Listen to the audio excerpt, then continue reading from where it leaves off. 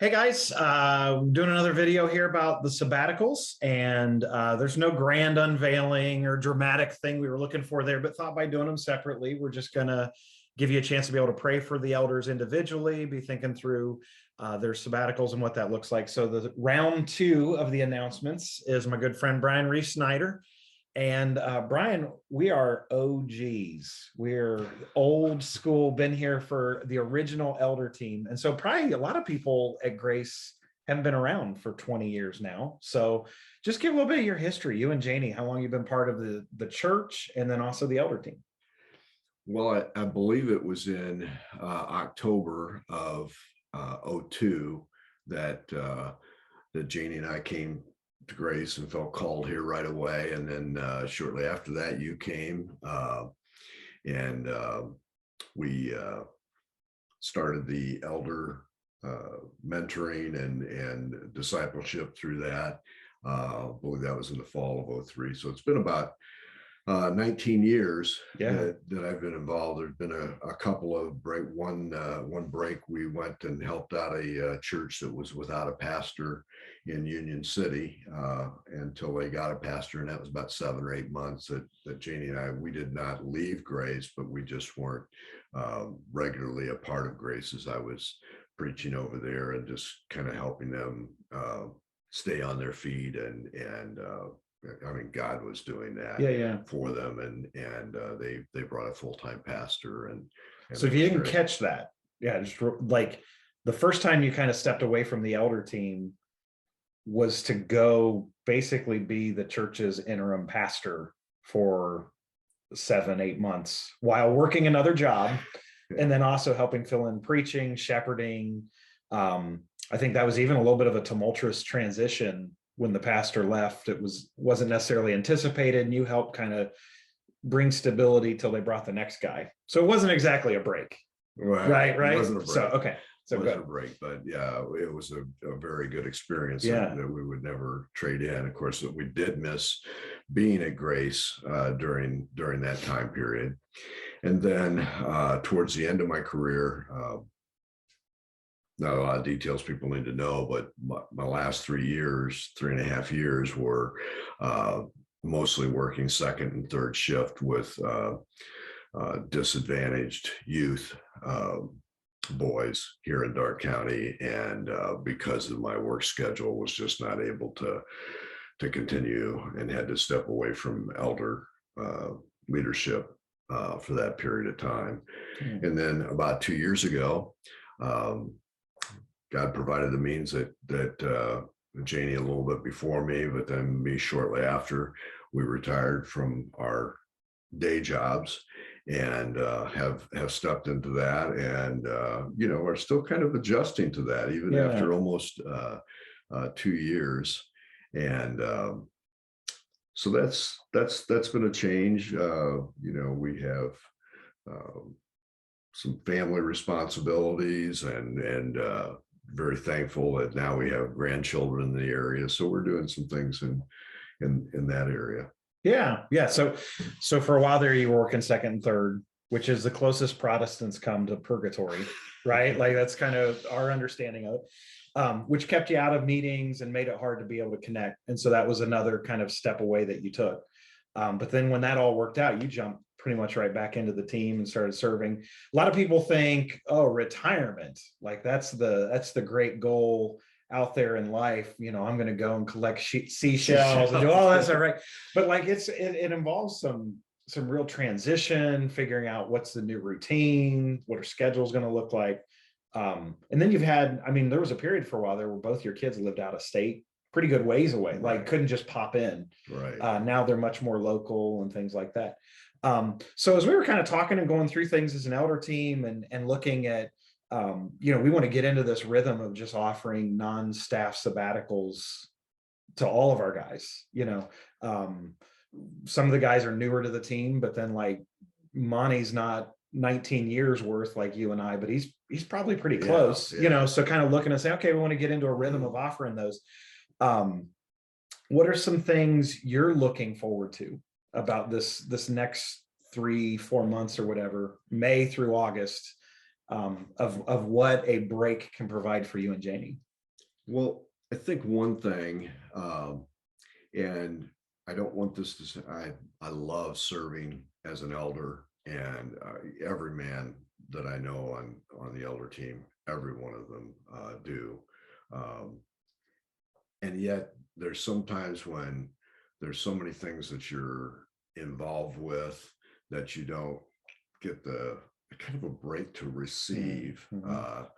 Um, and, and I don't say that in a selfish way of, um, a regular member comes in and, they contribute and are blessed by the sermon, but um, you don't have all of the things in the back of your mind, maybe during that time of sabbatical that you can really enjoy and refresh. And some of the ways we serve, we miss sermons Mhm. when we do children's church, and so then we feel like we could never go visit community grace, or maybe even go back over to Daystar and Union Yeah, City, yeah. and visit some of those churches. And not that we want to be away from grace at all. We're going to be here and most of the time, and still plugged in as much as possible, but maybe just taking a rest from some of the responsibilities. And I think with that, you gain a fresh new perspective.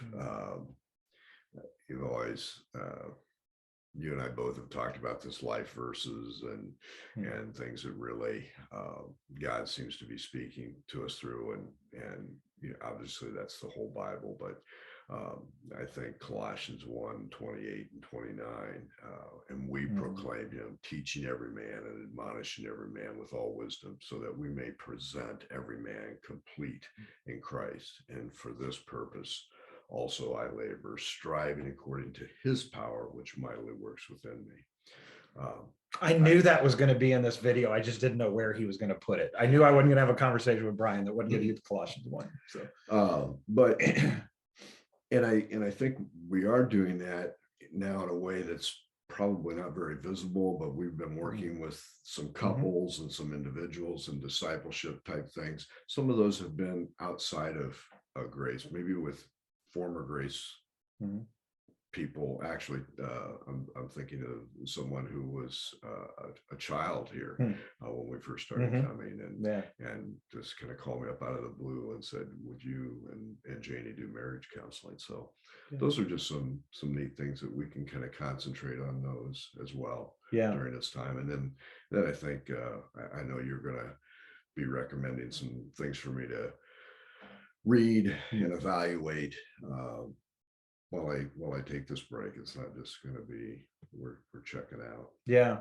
I think it's easy for people, and I don't want to make too much of it, because I think all of you guys are very comfortable and natural up in front of the body. I don't think any of you like struggle to sleep the night before knowing but like if people, I think the body gets so used to seeing you guys up in front of them, whether it's announcements or liturgy or other things, that just put yourself in that boat of like, if suddenly you knew this Sunday you were going to have to get up in front of the congregation and either share announcements that you're hoping to get all the details right and not, mess up dates or details, or liturgy where it's like this short shepherding opportunity to really unpack God's word, model prayer.